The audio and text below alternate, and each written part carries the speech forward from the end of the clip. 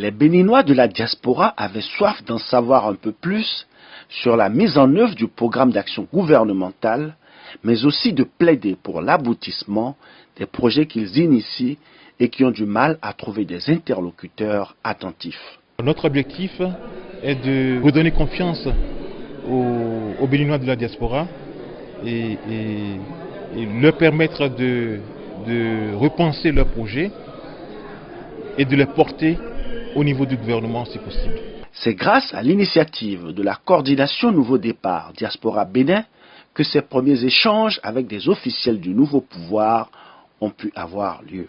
J'étais en mission et nous avons profité de cette opportunité pour organiser cette réunion.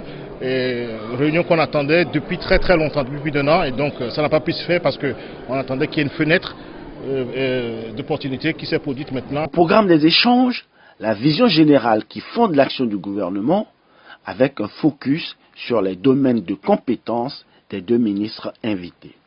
Mais en toile de fond, on pouvait noter des interrogations sur la faisabilité du programme d'action gouvernementale et sur l'intérêt que porte le régime actuel à la contribution de la diaspora au développement du Bénin. Sur le rapport public-privé, pourquoi le privé? Est-ce que l'État dans lequel nous étions, nous avons satisfaction absolue aux besoins qui sont les nôtres? Si nous avions cette satisfaction, beaucoup ne seraient pas en France. Et le défi maintenant, c'est que vous retourniez et que l'on change de modèle d'action, de modèle de gestion. Et de ce point de vue, toutes les fenêtres sont ouvertes. L'État sera moins présent lorsqu'il s'agit de gérer économiquement. L'État sera toujours présent lorsque les intérêts majeurs de notre pays sont en jeu. Quand vous êtes dans la vérité et que vous voulez qu'on vous prenne au mot, annoncez ce que vous voulez faire. 2020, c'est là, tout près. On appréciera. Et le nombre d'heures que chacun de nous consacre à ce PAG pour qu'il devienne réalité, nous le savons. Nous souhaitons seulement que les Béninois soient agréablement surpris et que ça concourt également au changement de ce que les Anglais disent notre mindset, que nous changeons et que nous pensions que nous aussi, nous pouvons être un petit dragon de l'Afrique et c'est possible. Le pilier 2 du PAG, c'est la transformation structurelle de notre économie.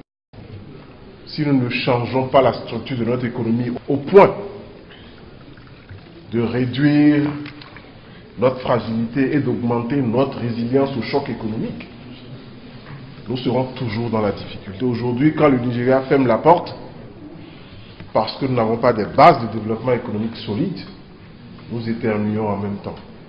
C'est tout ça qu'il faut changer et c'est à cela qu'on travaille.